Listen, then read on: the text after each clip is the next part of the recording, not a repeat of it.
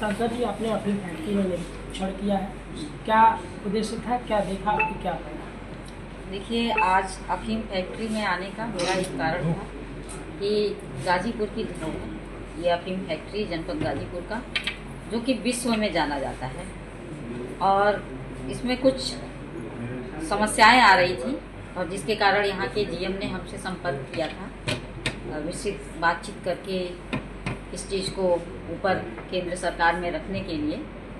और उसी आमंत्रण पे आज मैं यहाँ पे अफीम फैक्ट्री गाजीपुर में आई हूँ और मैं बधाई देती हूँ जीएम साहब को कि ये बंद होने के कगार पे जो फैक्ट्री है उसके लिए आपने एक पहल किया कि ये बंद ना हो। जो गाजीपुर में खेती बंद हो गई है, लगभग बंद ही है और कहीं हो रही है जमानिया साइड में खेती, लेकिन एक पहल के द्वारा कि किस तरह से पुनः जनपद में अफीम की खेती हो और पुनः गाजीपुर में जिस तरह से बृहद इसका व्यापार था अफीम का और जिससे लोगों को रोजगार मिलता था, जो देश की एक संपत्ति थी, पुनः इसको जीवित किया जाए।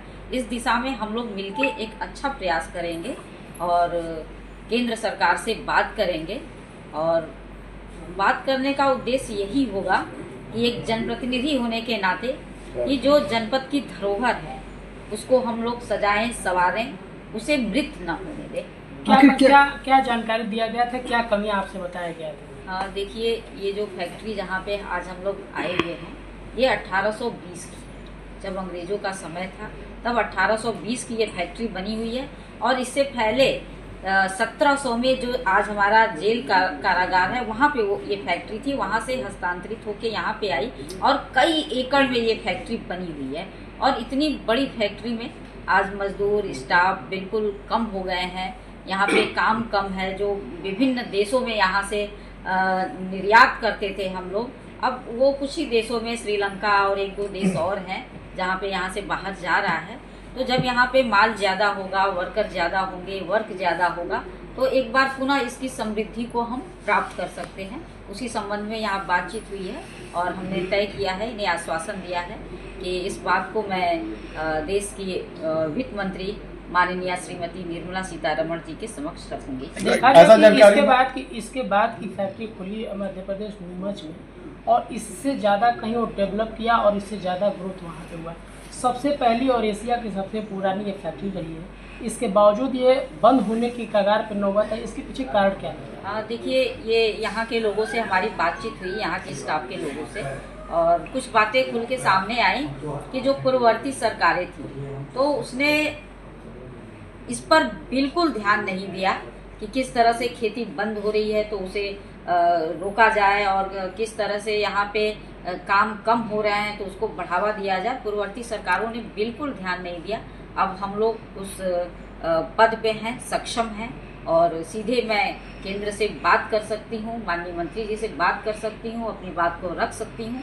तो आज इन लोगों के बीच में मैं आई हूँ और मुझे लगता है कि जब इस चीज़ों को यहाँ से लेकर मैं केंद्र सरकार के समक्ष रखूँगी तो बिल्कुल एक नई पहल होगी और यहाँ पर उसे एक नई ऊर्जा मिलेगी, नए रोजगार के अवसर मिलेंगे और गाजीपुर के लोग लाभान्वित होंगे। बीच में हम लोगों ने जब खबर बनाया था तो एक मामला सामने आया था कि यहाँ की जो मशीनें काम करती हैं वो काफ़ी पुरानी हो गई हैं, जो काम करने की अवस्था में नहीं है, जिसके लिए यहाँ से शायद अफीम फैक्ट्री से डिमांड भी भेजा गया है, लेकिन अभी तक उसकी मांगें पूरी नहीं हो रही हैं और उसके वजह से यहाँ का काम पूरी तरह से बाधित। देखिए, मैं आपको एक बात बता दूं कि यहाँ की कुछ मशीनें नीमच चली गई हुई थी पूर्ववर्ती सरकारों के अनदेखी के कारण, और यहाँ का काम जो है ठंडा पड़ गया था और पुनः सक्षम अधिकारी जो है कि एक नवाचार के तहत काम करना स्टार्ट किए हैं, केवल ड्यूटी नहीं कर रहे हैं, तो उन्होंने एक पहल किया और नीमच से मशीनें पुनः यहाँ पर मंगाई गई हैं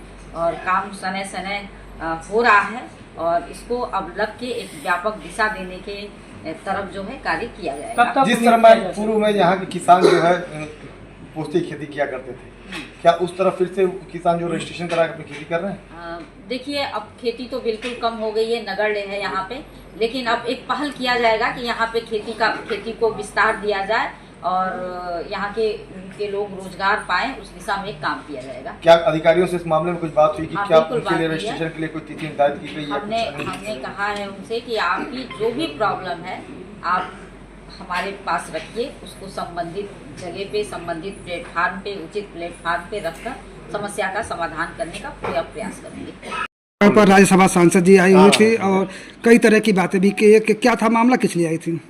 देखिए, वो यहाँ लोकल माननीय सदस्य हैं राज्यसभा की, और उनके क्षेत्र में ये फैक्ट्री पड़ता है, तो हर किसी की इच्छा होती है कि फैक्ट्री में क्या चल रहा है, क्या प्रोडक्शन हो रहा है, कहाँ पर यूज हो रहा है।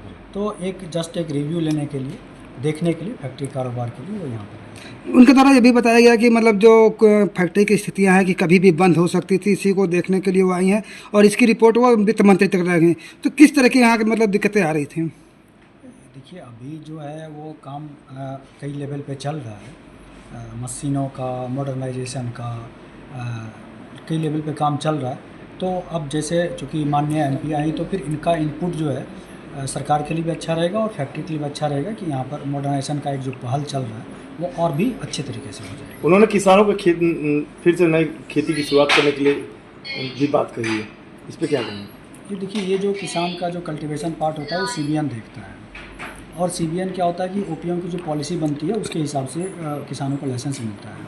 किसान अभी लगभग इस एरिया में 25 साल से कम हो गया है, लेकिन अब जैसे ये लोग पहल करेंगे और सरकार से डिमांड करेंगे और किसान भी इच्छुक होंगे, तो जो ओपीएम पॉलिसी उसमें चेंज आएगा, और जो ओपीएम पॉलिसी में चेंज आएगा तो फिर लोग ओपीएम की खेती फिर से कर पाएंगे।